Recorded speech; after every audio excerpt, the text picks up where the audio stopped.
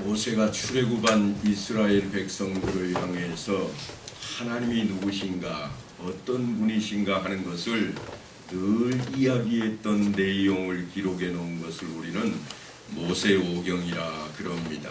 그런데 이 모세오경 속에는 이스라엘 백성들이 젖과 꿀이 흐르는 땅, 가나안 땅에 들어가서 지켜야 할 여러 가지 지침들을 제시해 놓았습니다. 그 가운데에는 절기를 지키는 것도 포함이 됩니다. 1년에 3차례는 너희가 내게 나오라. 이게 하나님의 백성을 향한 하나님의 명령이었습니다. 그래서 그들이 6월절에 한번 나오고, 그리고 추수를 시작하는 77절에 한번 나오고, 추수를 다 마친 후에 수장절에 한 번 더 나와서 하나님께 영광을 돌리게 됩니다. 우리는 오늘 추수감사주일로 지키게 되는데, 이 추수감사주일은 사실은 지금 미국이라고 하는 나라가 처음 생길 때에 아메리카 대륙에 처음 도착했던 청교도들이 농사를 짓고 첫 소득을 통해서 하나님께 감사를 드리는 일을 기념하는 그러한 절기로 지켜오고 있습니다. 그러니까 청교도들이 이러한 절기를 지키는 것은 믿음으로부터 기인되었다, 그렇게 볼 수 있고, 그 믿음은 다른 데로부터가 아닌 성경으로부터였습니다. 물론 우리들이 오늘 추수감사절을 지키는 것도 한 해 동안 하나님께서 우리를 지켜주시고 결실을 맺게 하셨고, 또 그리고 하나님께서 함께 하심에 대한 감사와 은혜로 하나님께 신앙적인 의미를 담아서 우리의 믿음을 삶으로 드러내는 그런 자리라 말할 수 있을 것입니다. 그런데 성경은 이스라엘 백성들이 이러한 절기를 언제 지키라 그러는가 하면 유대력으로 7월 15일에 지키라, 그렇게 말하고 있습니다. 너희가 토지 소산 거두기를 마치거든 7째 달 15날로부터 1해 동안 여호와의 절기를 지키되 첫날에도 안식하고 8째 날에도 안식할 것이요. 이게 레위기 제사장들을 통해서 전해지는 하나님의 법도이고, 이스라엘 백성들에게 증거했던 민수기에는 또 이렇게 기록을 해 놓았습니다. 7째 달 15째 날에는 너희가 성회로 모일 것이요 아무 일도 하지 말 것이며 1해 동안 여호와 앞에 절기를 지킬 것이라. 그리고 모세가 말씀을 전했던 모세오경에 전체를 집약해 놓았다고 할 수 있는 신명기에 보면 너희 타작마당과 포도들의 소출을 거두어 들인 후에 1해 동안 초막절을 지킬 것이라 그랬습니다. 이게 명령으로 주어집니다. 여기에 7월로 등장합니다만 이것은 유대력에 의해서 유대인들이 살고 있는 지역의 절기에 해당이 됩니다. 우리나라도 보면 절기를 지키는 것들이 있는데요. 정월을 한 해의 시작이라 그래서 설날로 지키고, 그리고 8달 후가 되면 이제 8월 15일에 우리가 추석으로 지킵니다. 언제로부터 지나온 때인가 하면 1월 15일, 다시 말해서 대보름이 지난 이후로부터 7달 후에 우리가 지킵니다. 이때가 양력으로 치면 우리가 거의 9월에서 10월 정도 그 사이쯤 될 겁니다. 그런데 유대력도 사실은 양력으로 환산을 해놓으면 6월절이 3월 말에서 4월 초쯤 되니까요. 우리하고 비슷할 겁니다. 물론 기간은 우리보다 짧아질 수 있습니다. 왜냐하면 거기는 우리처럼 습도가 많은 지역이 아니어서 추수를 조금 빨리 해드립니다. 곡식들이 빨리 여물어 버립니다. 올해는 아마도 우리가 열기가 많아져서 곡식이 늦게까지 여물지 않아서 많은 애를 먹었던 것을 기억합니다만, 나라마다 조금씩 다 그런 것들이 다릅니다. 그래서 청교도들이 저 미국 땅 아메리카로 건너가서 첫 수확을 하고 그것을 기념하는 때가 언젠가 하면 11월 달입니다. 그것도 11월 마지막쯤 갔어야 그들은 모든 소출을 거두어 들이게 되었습니다. 그러니까 이들은 이때가 다름 아닌 이제 초막절을 기념하는 날로 지키는데, 수장절이라 곡식을 다 창고에 넣은 것을 기념해서 드리는 그 절기로 지키고 있는 것입니다. 이름도 참 여러 가지입니다. 초막절이라고 하는 말은 이스라엘 백성들이 애굽 땅을 떠나서 저 가나안 땅으로 들어가기까지 어디에 거했는가 하면 장막에 거했습니다. 온전한 집에 우리처럼 이렇게 머물지를 못하고 이동식 집 초막에 거했던 것을 기념해서 아직도 이스라엘 백성들은 초막절을 지키곤 합니다. 물론 수장절이라고 곡식을 다 거두어 들었다고도 하지만 또한 장막절이라 그런 표현을 써서 이제는 추위가 다가와서 밖으로 돌지 않고 장막 안에서만 거할 것을 알리는 그러한 절기로도 지켜오는 모습입니다. 이스라엘을 애굽에서 건져내신 이를 기념해서 그들이 유월절을 지킨 것처럼 그들은 이처럼 초막절을 통해서 하나님의 보호하심을 기억하고 기념하는 절기로 지켜왔던 것입니다.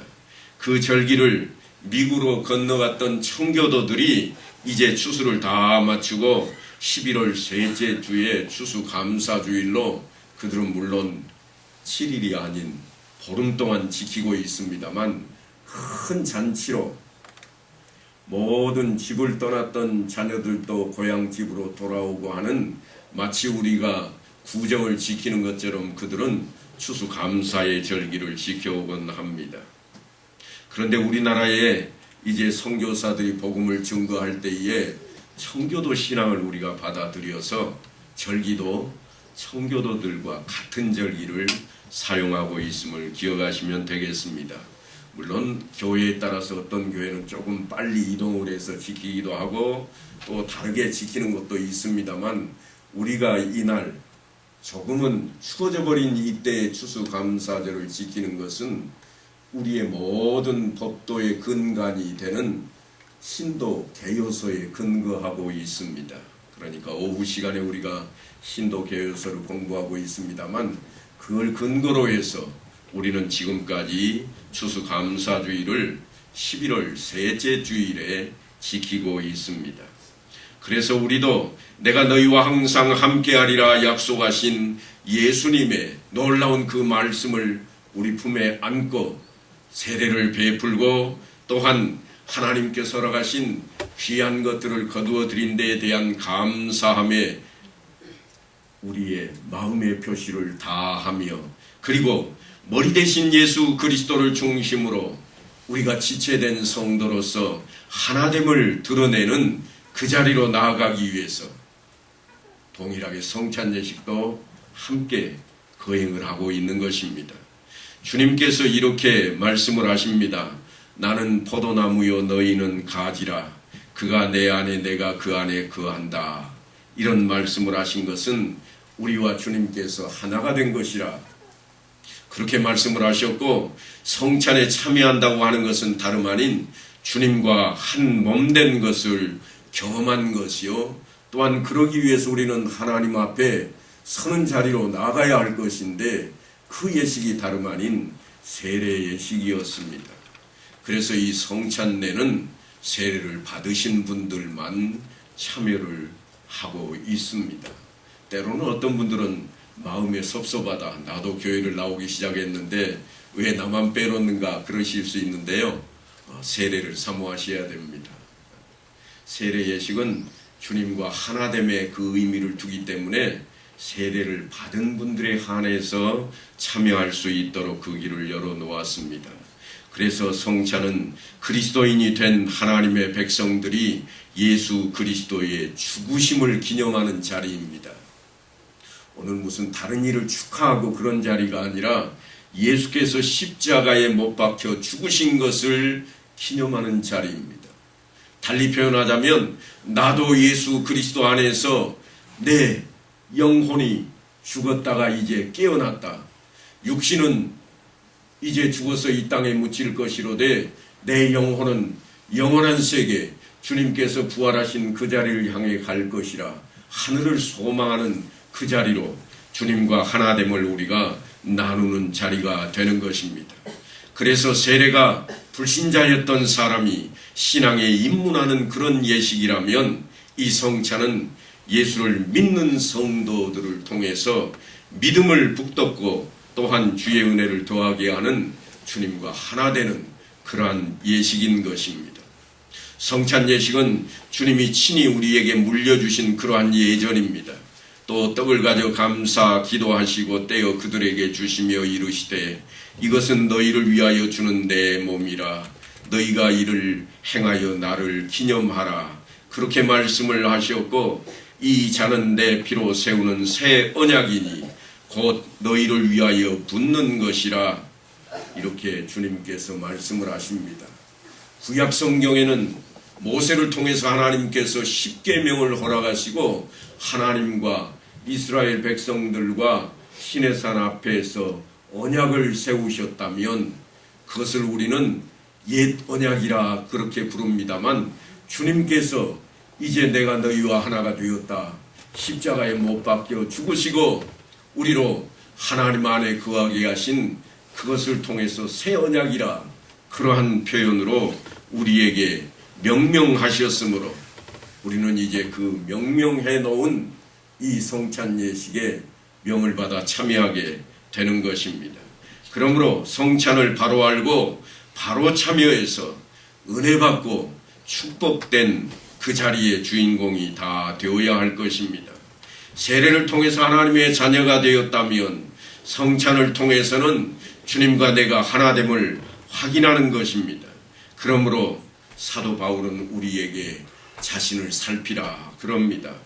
비록 세례를 받았을지라도 사람이 자기를 살피고 그 후에야 이 떡을 먹고 이 잔을 마실지라 그랬습니다. 자기의 죄와 허물을 살피고 회개하라고 하는 뜻입니다.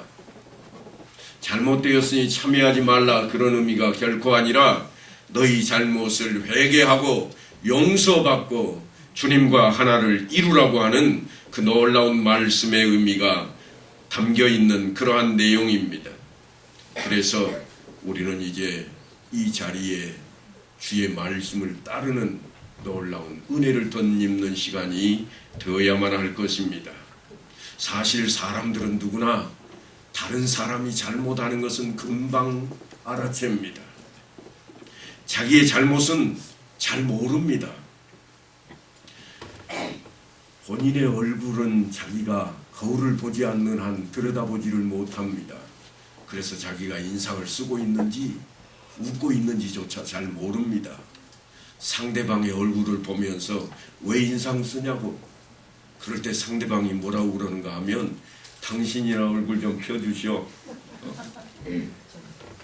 이게 우리가 세상을 사는 삶의 모습들입니다. 그래서 자기 얼굴이 평안치 못한 것을 통해서 다른 사람들에게도 평안을 줄 수 없다면 우리 자신들은 하나님의 형상을 저버리는 자리로 가고 있다 말할 수 있을 것입니다. 그러므로 자기를 먼저 살피라 한 이 사도 바울의 말씀은 놀라운 말씀입니다. 남을 나보다 나았게 여기라고 하는 것은 바로 거기로부터 시작이 되어야 됩니다. 나를 통해서 불편함을 느끼지 않도록 만들어주는 자리로 우리가 나아가야 되겠다고 하는 것입니다. 내가 있음으로 불편함을 느낀다면 그 자리는 기쁨의 자리가 될 수가 없기 때문입니다. 성찬은 구원의 기쁨을 알고 예수 그리스도의 피를 흘리신 그 고난에 감사하는 자가 받는 그러한 자리입니다. 하나님의 된 자녀가 된 세례를 받은 사람들만 그래서 이 성찬에 참여하도록 요구하고 있는 모습입니다. 마음에 거리끼는 것은 하나님 앞에 모든 것을 회개하고 다 내려놓고 기쁜 마음으로 감사하는 마음으로 이 성찬 예식에 참여해야만 할 것입니다. 교회에서는 은혜를 받는 방편으로 크게 세 가지를 정의해 놓고 있습니다. 첫째는 거룩하신 하나님의 말씀이요, 둘째로는 성도들의 간절한 기도요. 셋째는 다름 아닌 세례와 성찬을 통해서 우리가 하나님 앞에 나아가는 성례라 그랬습니다. 이 세 가지가 우리가 은혜를 받는 하나님 앞에 열려있는 통로입니다. 그러니 우리는 하나님의 말씀을 늘 가까이 대하고 또한 기도함으로 하나님 앞에 늘 나아가고 그리고 성례식을 통해서 하나님과 하나를 이룰 때에 하나님께서 허락하신 은혜를 받는 자가 될 것입니다. 그러므로 우리는 이제 이 놀라운 예식을 통해서 우리가 가장 먼저 우리 마음에 붙들어야 할 것이 있다면 성찬을 받은 사람은 성찬을 받은 사람답게 예수님과 몸이 한 몸이 된 사람은 한 몸을 이룬 사람답게 그렇게 살아야 할 의무가 우리에게 있다고 하는 것입니다.